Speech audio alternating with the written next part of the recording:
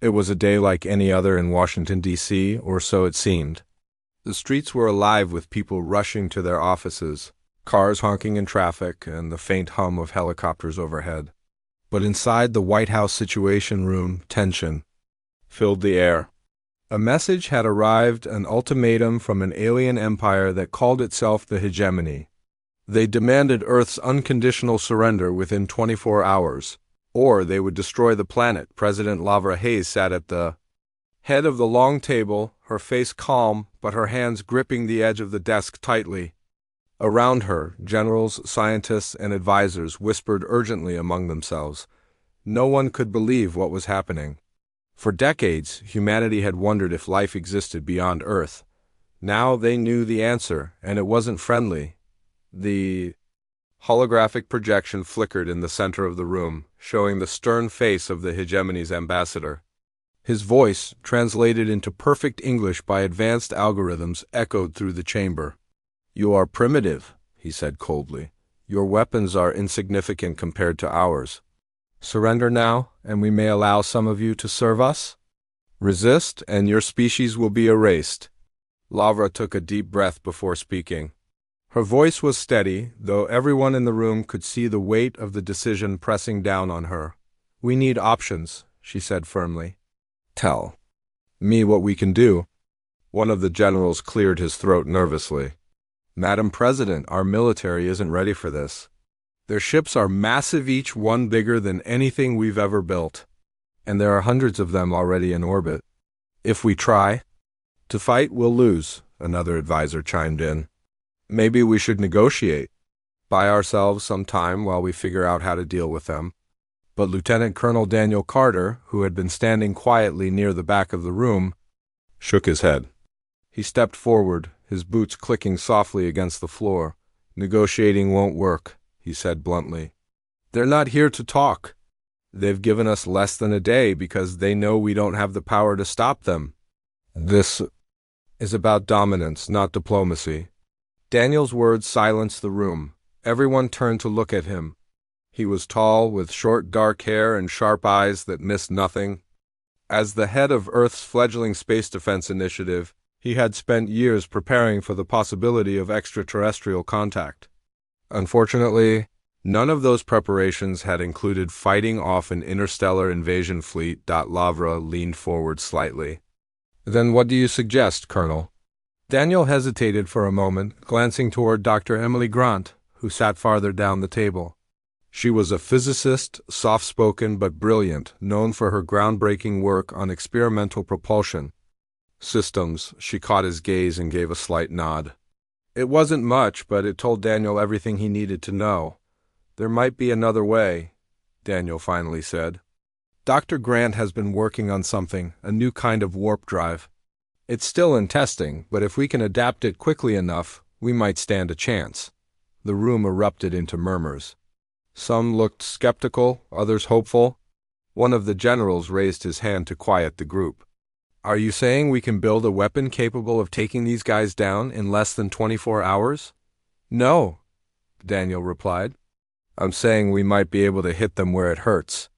We can't fight them head on, but maybe we can. Strike at their supply lines or communications network.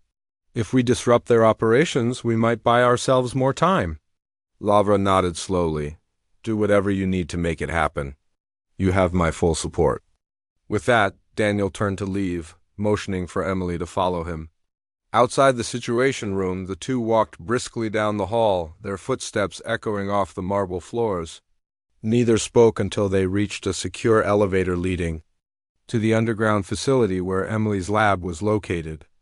"So," Daniel began as the doors slid shut behind them, "how bad is it?" Emily sighed, rubbing her temples. "Bad. The warp drive isn't even close to being operational. It was designed for exploration, not combat. Even if we retrofit it onto a ship, there's no guarantee it will work. And if it doesn't—" She trailed off, letting the implications hang in the air. "I get it," Daniel said, "but we don't have a choice. If we sit here and wait for them to attack, we're finished. At least this gives us a shot." When they arrived at the lab, Emily led Daniel past rows of computers and equipment humming softly in the background. On one of the screens, a series of complex equations scrolled endlessly. Nearby, a prototype engine sat on a platform, its sleek metallic surface gleaming under the fluorescent lights. "This is it," Emily said, pointing to the engine. "Theoretically, it can transport a ship across light years instantly. But we've only tested it on small drones so far. Scaling it up to handle a crewed vessel is going to be tricky." "Tricky is better than impossible," Daniel replied. "How many ships do we have that can carry this thing?" Emily frowned. 3, all experimental fighters. They weren't built for battle, they're meant for reconnaissance missions. "Then we'll make do," Daniel said. "We'll need pilots, too. Experienced ones who can handle whatever comes their way." Emily thought for a moment. "There's Ryan Mitchell. He's reckless, but he's good. And Sarah Bennett, she's got experience flying experimental craft. Plus, she's smart enough to improvise if things go sideways." Daniel nodded. "Get them here. We'll start prepping the ships immediately." Over the next few hours, the team worked tirelessly. Engineers swarmed around the prototypes, installing the warp drives and reinforcing the hulls as best they could. Ryan and Sarah arrived just as the first modifications were completed. Both looked grim but determined. Ryan was lean and wiry, with a cocky grin that never seemed to fade, even in the direst situations. "So," he said, leaning casually against the wall, "what's the plan?" "Blow up their mothership?" "Something like that," Daniel replied dryly. "But first, we need intel. Their fleet is too big to take on directly. We're going to use the warp drive to jump behind enemy lines, find their weak points, and hit them where it hurts." Sarah crossed her arms, her expression serious. "And then what? Come back here and hope they don't retaliate?" "If all goes well, we'll cripple their ability to coordinate an attack," Daniel explained. "That should give Earth time to regroup and come up with a better strategy." As the clock ticked down, the sense of urgency grew. Every second mattered. Back in the Situation Room, President Hayes watched anxiously as updates streamed in from the lab. Outside, the skies darkened not from clouds, but from the shadow of the hegemony ships descending into orbit. People stared upward there. Faces pale with fear. In the lab, Emily double-checked the calculations one last time. "It's ready," she announced. "Or as ready as it's going to be," Daniel glanced at his team. "Let's move." Together, they boarded the 3 ships, each carrying a piece of humanity's fragile hope. As they prepared to launch, Daniel's voice crackled over the comms. "This isn't just about saving Earth, it's about proving that we won't go down without a fight. Whatever happens next, remember why we're doing this." With that, the engines roared to life, and the 3 vessels shot skyward, disappearing into the void. Behind them, the hegemony ships loomed larger than ever, blotting out the stars. The 3 ships shot into space, their engines glowing bright against the dark void. Inside each cockpit, the pilots gripped their controls tightly, their eyes scanning the endless expanse of stars ahead. Daniel Carter sat in the lead ship, his mind racing with thoughts of what lay beyond. Ryan Mitchell and Sarah Bennett followed closely behind, their smaller vessels weaving through the debris of Earth's orbit as they prepared to engage the warp drive. "Emily," Grant's voice crackled over the comms. "Remember, this is untested," she said, her tone calm but tinged with worry. "The warp drive should transport you instantly, but there's no way to know exactly where you'll end up." "Stay sharp," Daniel nodded, even though Emily couldn't see him. "Understood, let's do this." With a deep breath, he activated the warp drive. The hum of the engine grew louder, vibrating through the ship like a living thing. A flash of light engulfed the cockpit, and for a brief moment, everything went silent. When the brightness faded, Daniel found himself staring at an unfamiliar star system. The other 2 ships appeared moments later, their forms shimmering slightly as if they were still adjusting to the sudden jump. "Everyone okay?" Daniel asked over the comms. "Still alive," Ryan replied, his usual cockiness masking any fear he might have felt. "Where are we?" Sarah scanned the area, her fingers flying over the controls. "Looks like we're on the edge of their territory." I'm picking up signals from multiple ships, but none of them seem to have noticed us yet. Good, Daniel said. We need to stay hidden while we figure out our next move. The team spent the next hour gathering data. They flew cautiously through the system, avoiding detection by sticking to the shadows of nearby asteroids and planets. What they discovered was both horrifying and inspiring. The Hegemony's empire stretched across countless worlds, each one stripped bare of resources. Factories floated in orbit, churning out weapons and ships at an alarming rate. Billions of enslaved beings worked tirelessly, their faces hollow and lifeless. Ryan clenched his fists around the controls. This isn't just about Earth anymore, he muttered. They've been doing this to everyone. Sarah nodded grimly. If we don't stop them, they'll keep expanding until there's nothing left. Daniel listened silently, his jaw tightening. He knew they couldn't take on the entire empire, not with just 3 ships, but they had to try something. Their mission wasn't just reconnaissance, it was sabotage. If they could find a way to disrupt the Hegemony's operations, even briefly, it might give Earth a fighting chance. Look at this, Sarah suddenly said, pointing to her screen. There's a massive structure near the center of the system. It's heavily guarded, but it seems to be controlling all the activity. Here, Daniel leaned forward, studying the image she transmitted. The structure was enormous, a pulsating sphere of energy surrounded by layers of shielding. That must be their command hub, he said. If we can disable it, we might throw their whole system into chaos. But how do we get close enough? Ryan asked. It's crawling with ships. Daniel thought for a moment. We'll need a distraction. Something big enough to draw their attention away from the hub. I'll do it, Sarah said without hesitation. Her voice was steady, but there was a flicker of determination in her eyes.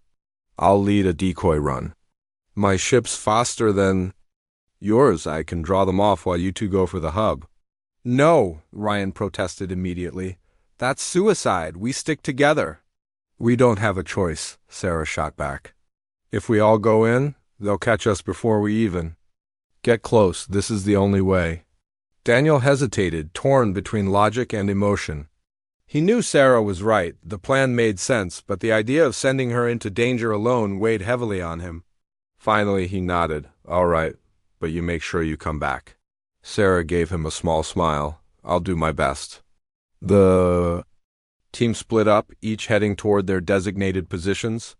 Sarah accelerated her ship, pushing it to its limits as she streaked toward the outer edges of the Hegemony's fleet. She opened a channel and began broadcasting taunts in every frequency she could think of. Hey, ugly, she shouted. Is that the best you've got? Come and get me. Her words drew immediate attention.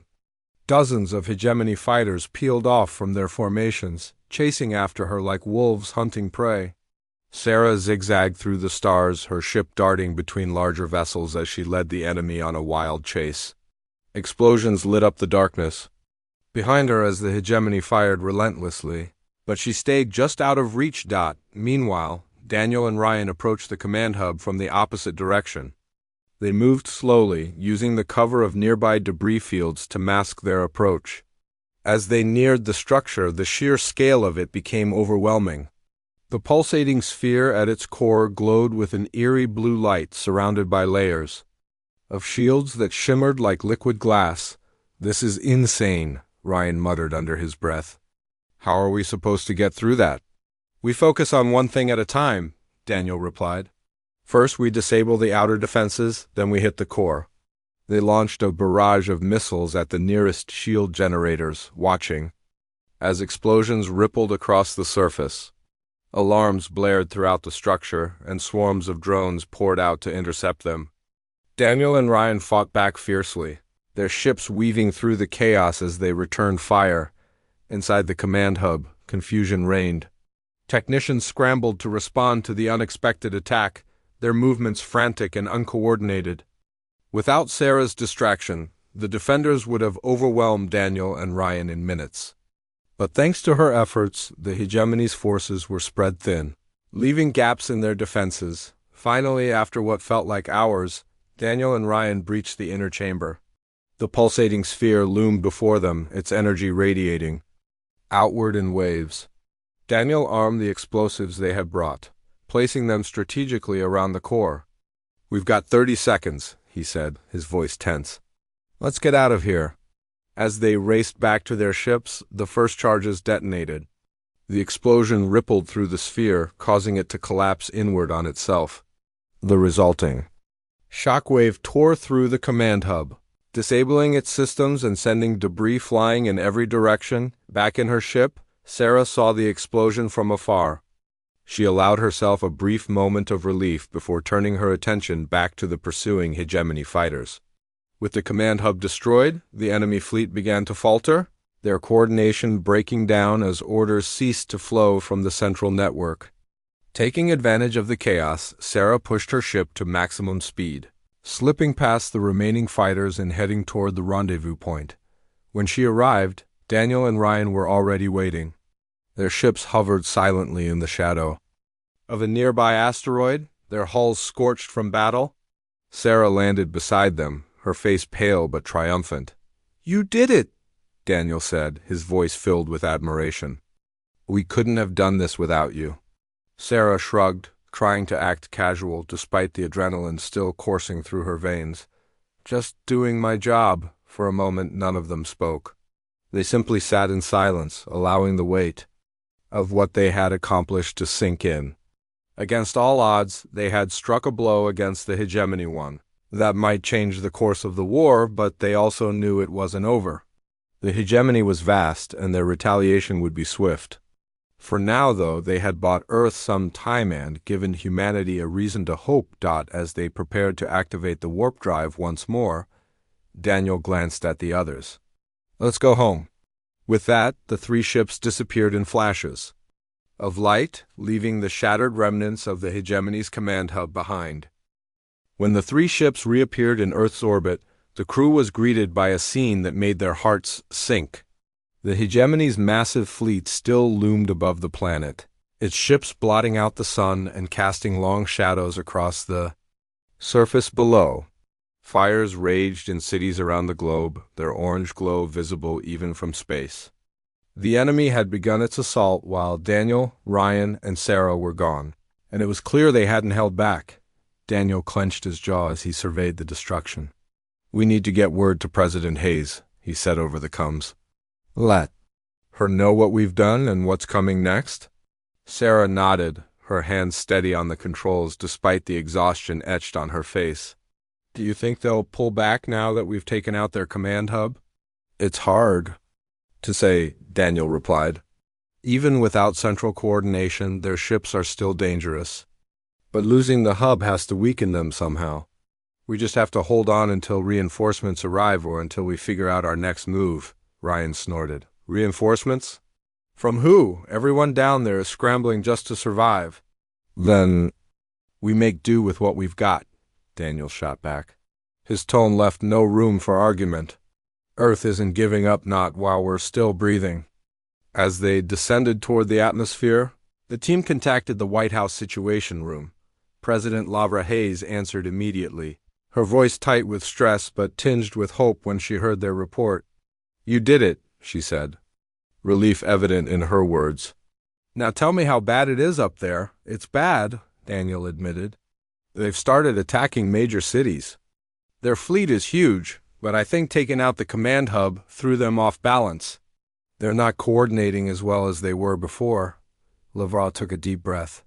"That gives us an opening. General Carter is mobilizing every available unit. If we can hit them hard enough, maybe we can push them back." "We'll need more than conventional weapons," Emily Grant interjected, her voice cutting through the line. She had been monitoring the situation from her lab and knew exactly how dire things were. "Their shields are too strong for standard missiles. We need something bigger." Daniel glanced at Ryan and Sarah. "Any ideas?" Ryan smirked, though there was no humor in it. "How about we blow up one of their biggest ships?" "That ought to send a message." "It's not a bad idea," Sarah said thoughtfully. "If we can take out one of their flagships, it might demoralize the rest of the fleet. But we'd need a way to pierce their shields first," Emily chimed in again. "I've been working on a prototype weapon, a plasma cannon designed to overload shield generators." It's risky, and we haven't tested it yet, but if we mount it on your ships— Do it, Daniel interrupted. We don't have time to wait. Back at Area 51, engineers worked frantically to retrofit the plasma cannons onto the 3 ships. The process was messy and rushed, but necessity drove them forward. Every second counted. While the modifications were being completed, Daniel met with President Hayes and her advisors to finalize their strategy. We can't protect the entire planet, Lavra said grimly. So we focus on key targets— New York, London, Tokyo, anywhere they're hitting hard. Draw them into concentrated zones where we can fight back effectively. Daniel nodded. Agreed. Once we've weakened their forces, we go after the flagship. Without leadership, their fleet will fall apart. The plan came together quickly. As the sun rose over a battered Earth, squadrons of fighter jets took to the skies, joined by helicopters and ground-based missile systems. Civilians huddled in shelters, praying for salvation as the battle intensified. Above them, Daniel, Ryan, and Sarah prepared for their most dangerous mission yet. This is it, Ryan said, climbing into his cockpit. No turning back now, Sarah? Gave him a small smile. We've faced worse. Daniel looked at both of them, pride swelling in his chest. Stay sharp. And remember, we're fighting for everyone down there. With that, the 3 ships launched into the sky, their engines roaring as they soared toward the heart of the enemy fleet. Below them, Earth's defenders opened fire, drawing the hegemony's attention away from the civilian population centers. Explosions lit up the horizon as human forces clashed with alien invaders, their bravery shining brightly against overwhelming odds. The hegemony responded with brutal efficiency, raining destruction down on the battlefield. Fighter craft swarmed, like insects, targeting anything that moved. But Daniel, Ryan, and Sarah fought with precision and skill, weaving through the chaos as they closed in on their objective, the largest ship in the fleet, a towering behemoth bristling with weapons and protected by impenetrable shields. Target the shield generator, Daniel ordered. Once it's down, we'll make our move. Ryan and Sarah broke off, circling the flagship to draw fire while Daniel lined up his shot. The plasma cannon hummed with energy, its power coursing through. The ship, he steadied his aim, waiting for the perfect moment. When the shield flickered ever so slightly, a sign of instability, he fired. A beam of searing blue light erupted from the cannon, striking the flagship's shield generator with devastating force. The barrier collapsed instantly, leaving the massive vessel vulnerable. Cheers erupted over the comms as Earth's defenders saw the opening they needed. Now! Daniel shouted. The 3 ships dove toward the flagship, unleashing everything they had. Missiles streaked through the air, slamming into the hull and tearing gaping holes in the metal. Inside the alien ship, alarms blared as explosions rocked the corridors. Chaos spread among the hegemony forces, their discipline crumbling under. The relentless assault, Ryan grinned as he pulled his ship into a tight loop, narrowly avoiding enemy fire. Take that, you bastards! Sarah stayed focused, her eyes locked on the flagship's command center. Keep pushing! We're almost there. Finally, Daniel spotted his chance. A direct hit to the flagship's core would cripple the entire vessel and potentially destabilize the rest of the fleet. He adjusted his trajectory, lining up the shot. Cover me, he said simply. Ryan and Sarah obeyed without hesitation, flying circles around the flagship to keep the enemy fighters occupied. Daniel charged forward, his finger hovering over the trigger. When the moment came, he didn't hesitate. The plasma cannon fired again, this time piercing the flagship's core. For a moment, nothing happened. Then a brilliant flash of light engulfed the ship as the core detonated, sending shockwaves rippling through the surrounding vessels. The explosion was massive, consuming the flagship and scattering debris across the battlefield. The remaining hegemony ships faltered, their formations breaking apart as panic set in. On the ground, people watched in awe as the tide of the battle turned. The once unstoppable fleet began retreating, pulling back into the depths of space. Cheers erupted from soldiers and civilians alike, their voices carrying a mixture of relief and triumph. Inside their ships, Daniel, Ryan, and Sarah exchanged weary smiles. They had done the impossible not once, but twice. Though battered and bruised, they had struck a decisive blow against the hegemony. Mission accomplished, Daniel said quietly, his voice heavy with emotion. Let's go home. As the three ships descended toward Earth, the survivors below greeted them as heroes. Fires still burned in the distance, and the scars of war would take years to heal. But for the first time in days, there was hope. Humanity had proven that it wouldn't bow to tyranny, not today. And not ever. President Hayes stood on the steps of the Capitol building later that evening, addressing the nation.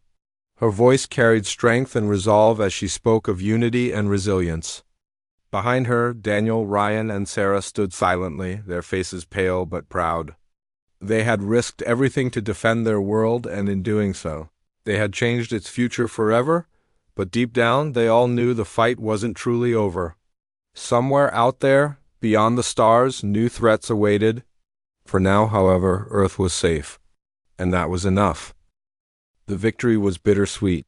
The hegemony's retreat had saved Earth from total destruction, but the cost of the battle was staggering. Cities lay in ruins, their streets deserted and buildings reduced to rubble. Smoke filled the air, choking the lungs of anyone who dared venture outside. Millions were dead or missing, and the survivors struggled to rebuild what little remained. Yet, amid the devastation, there was a flicker of hope, a belief that humanity could endure even the darkest of times. In Washington, D.C., President Lavera Hayes convened an emergency session with her advisors and the heroes of the recent battle.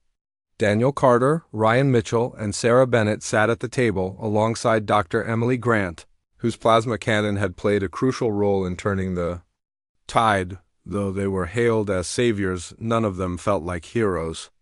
Their faces were lined with exhaustion, their eyes shadowed by the weight of what they had witnessed. We've bought ourselves some time, Lavra began, her voice steady but tinged with sorrow. But this isn't over. The hegemony will regroup, and when they return, they'll come with greater force. We need to prepare for war, for survival, for whatever comes next. Daniel nodded slowly. They underestimated us this time. Next time, they won't make the same mistake. We have to be ready. Emily leaned forward, her hands clasped tightly on the table. If we're going to stand a chance, we need more than just weapons.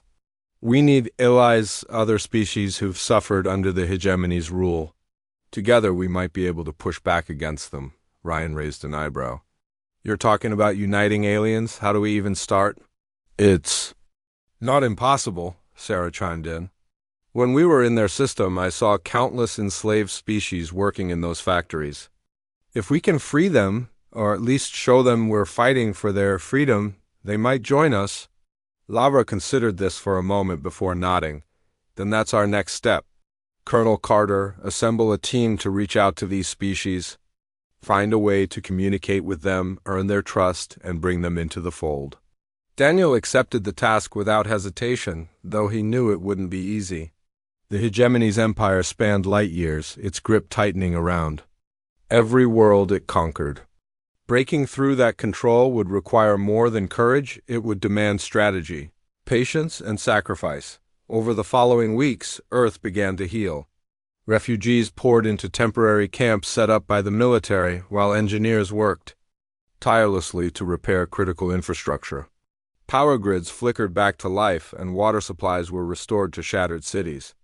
In space, reconnaissance drones scouted the stars, searching for signs of the hegemony's movements. So far, the skies remained quiet, but everyone knew it was only a matter of time before the enemy returned. Meanwhile, Daniel and his team focused on building alliances. Using data gathered during their earlier mission, they identified several systems where enslaved species were being forced to mine resources for the hegemony. These worlds were heavily guarded, but also ripe for rebellion if given the right opportunity.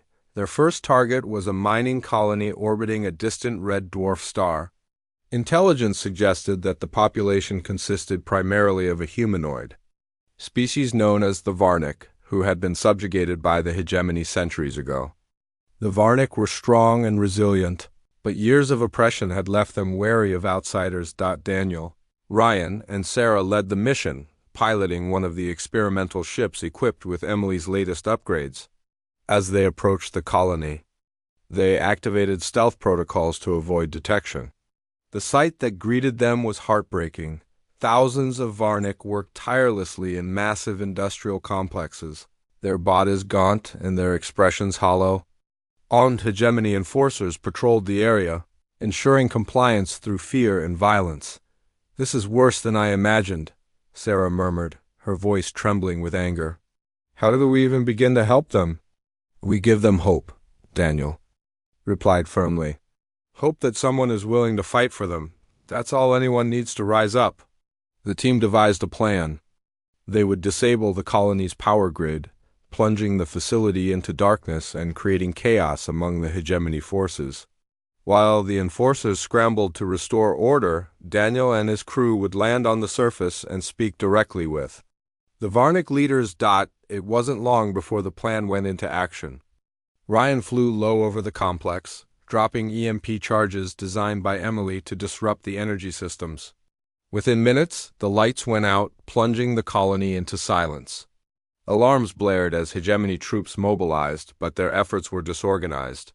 Without central command, taking advantage of the confusion, Daniel and Sarah landed their ship near a cluster of worker barracks. They stepped outside cautiously, their hands raised to show they meant no harm. At first, the Varnic stared at them with suspicion, unsure whether these strangers were friend or foe.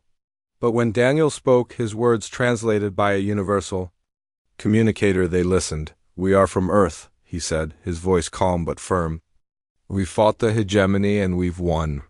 But we can't defeat them alone. We need your help. Together we can drive them out of your homes and ours." For a moment there was silence. Then one of the Varnic stepped forward. He was tall and broad-shouldered, his face marked by scars earned through years of hardship. "Why should we trust you?" he asked, his tone cautious but curious. "Because we know what it's like to lose everything," Sarah answered. "And because we believe in a future where no one has to live in fear." The Varnic leader studied them for a long moment before nodding. "Very well, tell us what you need." With the Varnic support, the team moved quickly to sabotage key areas of the colony. They destroyed supply depots, disabled communication arrays, and freed prisoners held in labor camps. By the time the hegemony reinforcements arrived, the colony was in full revolt. Thousands of Varnic rose up against their oppressors, armed with whatever tools they could find. Though outnumbered and outgunned, their determination proved unstoppable. As the last hegemony ship fled the system, the Varnic celebrated their newfound freedom. Their leader approached Daniel, gratitude shining in his eyes. "You have given us a chance to reclaim our lives," he said. "When the time comes, we will stand with you." Daniel shook his hand firmly. "Thank you. This is just the beginning." Word of the successful uprising spread quickly, inspiring other enslaved species to rise up against the hegemony. Back on Earth, President Hayes announced the formation of the United Galactic Alliance, a coalition of free worlds united in their fight against tyranny. Representatives from dozens of species traveled to Earth to pledge their support, bringing with them resources, technology, and soldiers. Among them was a bird-like species called the Terran, renowned for their advanced engineering skills. Another group, the aquatic Zorithians, offered their knowledge of underwater warfare. Even the Varnic sent a delegation, eager to contribute to the growing resistance. As the alliance grew stronger, so too did Earth's defenses. New ships rolled off. Assembly lines, each one faster and more powerful than the last. Scientists worked around the clock to improve Emily's plasma cannons, while strategists developed plans for large-scale assaults on hegemony strongholds. Yet despite these advancements, Daniel couldn't shake the feeling that something was missing. The hegemony's sudden withdrawal still puzzled him. Why had they retreated so easily? What were they planning? His concerns deepened when reconnaissance drones detected unusual activity near the edge of known space. Massive fleets were amassing, larger than anything the hegemony had deployed before. It seemed clear that they were preparing for a final, decisive strike, one that could wipe out the alliance entirely. "We need to act fast," Daniel told President Hayes during a private meeting. If we wait for them to come to us, we'll lose everything. Lavra nodded grimly. Agreed. Hit them where it hurts. Take the fight to their doorstep. And so the Alliance launched its most ambitious campaign yet. Under Daniel's leadership, a joint fleet of human and alien ships prepared to invade the hegemony's core territories. Their goal was simple: destroy the Empire's central command once and for all, crippling its ability to wage war. The journey to the hegemony's homeworld was fraught with danger. Enemy patrols roamed the stars, forcing the fleet to take detours and engage in skirmishes along the way. Supplies dwindled and tempers flared as tensions mounted. Still, the resolve of the crew never wavered. Each member of the fleet understood the stakes and the importance of their mission. When they finally reached the hegemony's capital system, the sight took their breath away. A colossal fortress orbited the planet, its surface bristling with weapons and shield generators. Countless ships surrounded it, forming an impenetrable barrier. It was a fortress built to withstand any attack, but the Alliance wasn't deterred. This is it, Daniel said over the comms, addressing the entire fleet. Today, we fight for freedom for ourselves, for our families, and for every being oppressed by the hegemony. No matter what happens, remember why we're here. With that, the fleet surged forward, unleashing a barrage of fire upon the enemy. Explosions lit up the void as ships collided and shields collapsed. The battle raged for hours, each side refusing to yield. Through sheer determination and teamwork, the Alliance pushed closer to the fortress, taking heavy L. The war was over, but the scars ran deep. Earth had won its freedom, and with it came the responsibility to rebuild not just one world, but many. The United Galactic Alliance stood as a symbol of unity, a fragile yet hopeful coalition of species, determined to heal the wounds inflicted by centuries of oppression under the hegemony. For Daniel Carter, Ryan Mitchell, and Sarah Bennett, the victory felt bittersweet. They had fought hard, sacrificed much, and survived against impossible odds. Yet none of them could shake the feeling that their work was far from done. In the weeks following the destruction of the hegemony's central command, delegations from across the galaxy gathered on Earth to discuss the future. Representatives of the Varnic, Terran, Zorathians, and countless other species filled conference halls, their voices echoing with ideas, fears, and hopes. President Lavra Hayes presided over these meetings, her calm demeanor masking the immense pressure she faced. Humanity was no longer alone in the universe, and leadership meant finding common ground among vastly different cultures. Daniel attended these sessions whenever he could, though his mind often wandered back to the battlefield. He had seen too much death, too much suffering, to ever forget what they had endured. Yet he also understood that the Alliance needed strong leaders, people who could guide others toward peace instead of further conflict. So he listened, he spoke, and he worked alongside Emily Grant, whose scientific expertise became invaluable in forging new technologies for the Alliance. Ryan, on the other hand, struggled to adjust to peacetime. His cocky grin remained intact, but those closest to him noticed a restlessness in his eyes.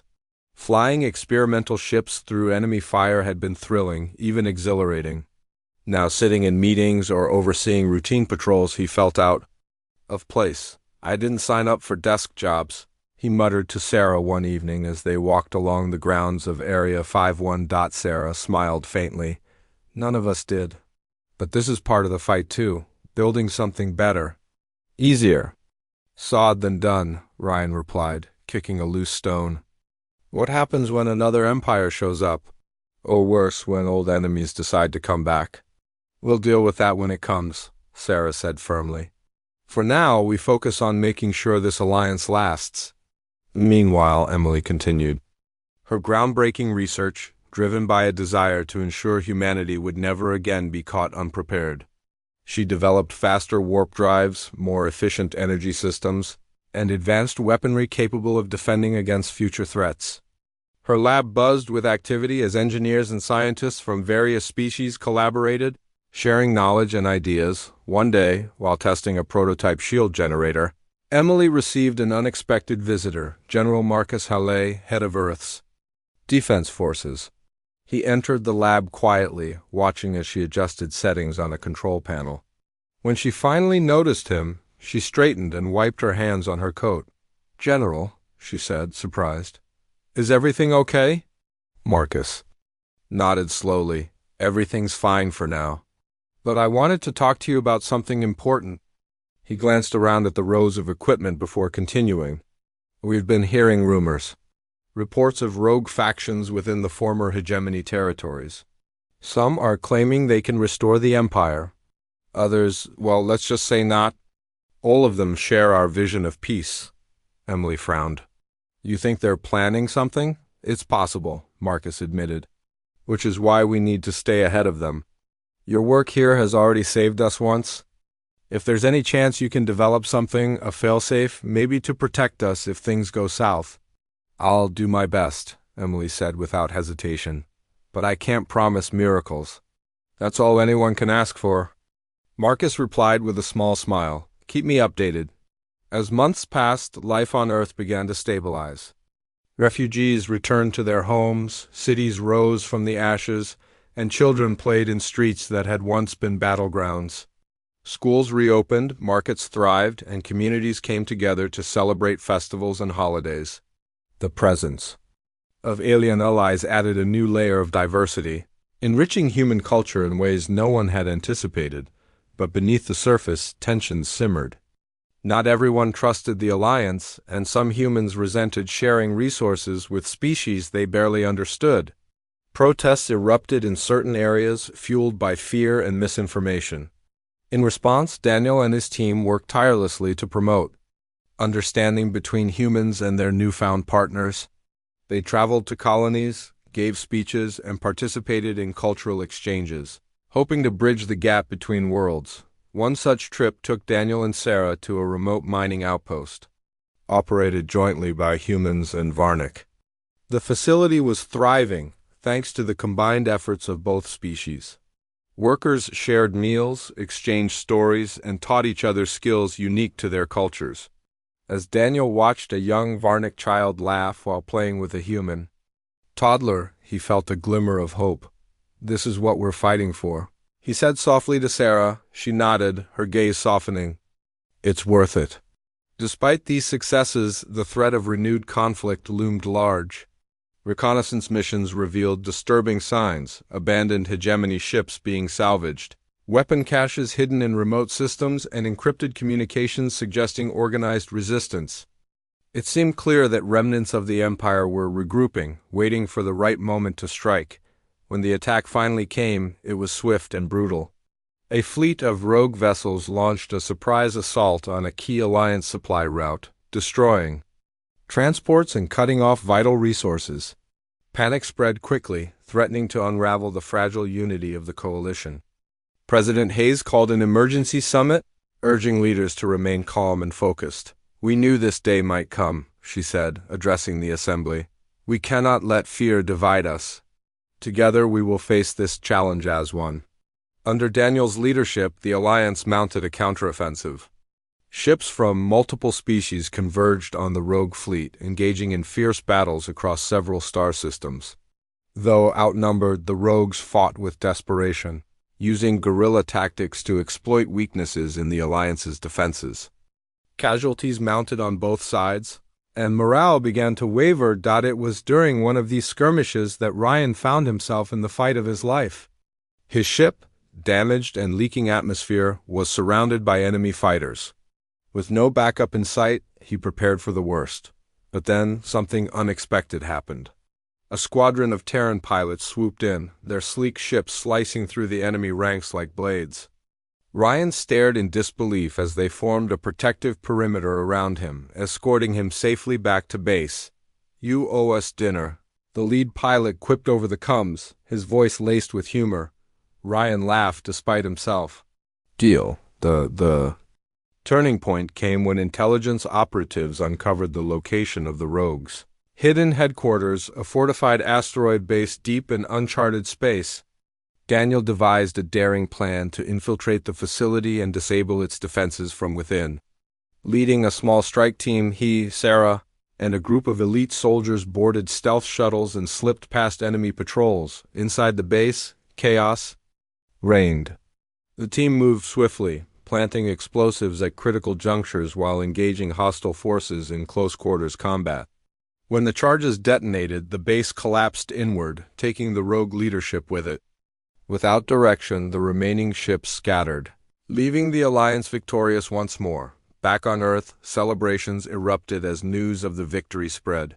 For the second time in recent history, humanity and its allies had triumphed over tyranny. Yet Daniel knew the galaxy was vast, and dangers lurked beyond every corner. As he stood atop a hill overlooking the newly repaired launch pad, he watched as engineers prepared the next generation of starships. "What's next?" Sarah asked, joining him. Daniel glanced at her, a faint smile tugging at his lips. "Whatever comes our way, we've proven we can handle anything." Together they gazed upward toward the endless expanse of stars. Somewhere out there, new challenges awaited. But for now, Earth and its people were free, and that was enough.